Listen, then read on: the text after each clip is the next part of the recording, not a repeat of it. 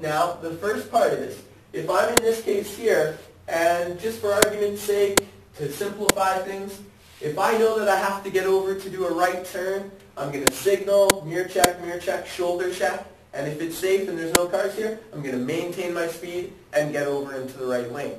Now that would be ideal, there's no cars around, life is simple, life is good. But it's not always going to be that easy.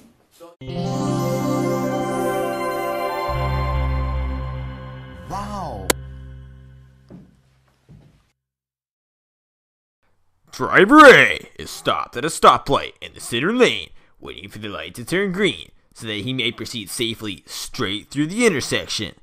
Driver B is approaching the intersection at 150 miles per hour in the leftmost lane and shows no signs of stopping when she suddenly realizes they need to turn right and immediately jerks the wheel all the way to the right so as to swerve into the rightmost lane prior to reaching the stoplight, obliterating Driver A in the process, leaving not a mere scratch on the exterior of Driver B's vehicle, who did in fact manage to successfully make a right turn at the intersection. Who's at fault?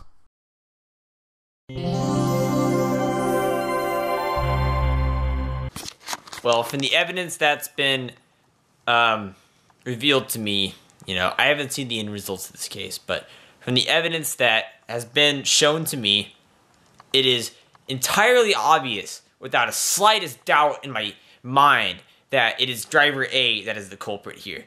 To even conceive a person that can conceive another possibility, just the possibility of, maybe an alternative to Driver A being the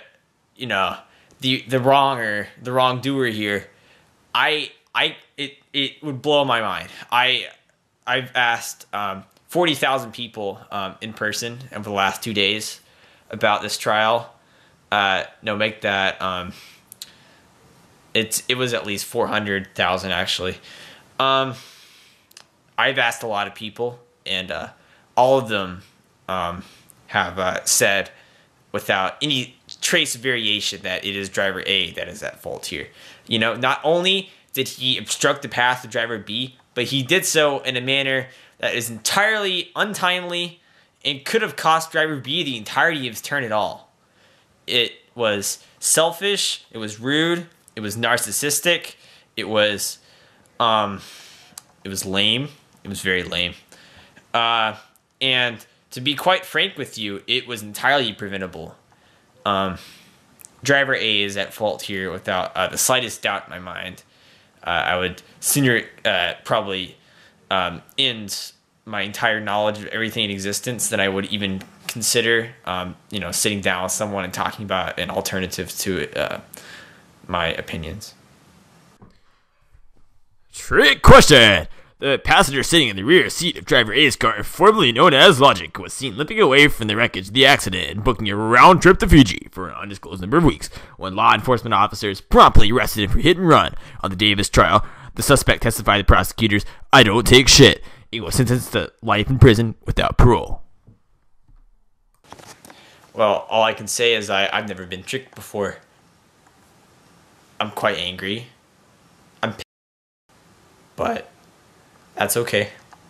I'm a cop. I can suck it up. This will make this video edgy.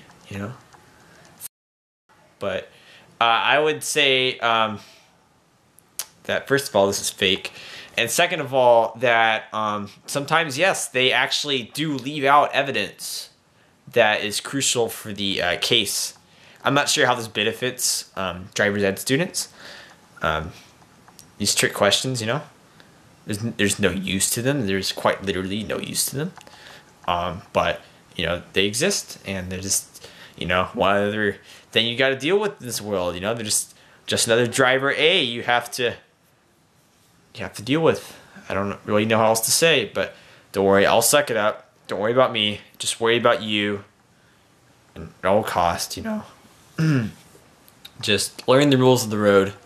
And hopefully you can all mirror Driver B's good judgment in the end. By the way, I was Driver B.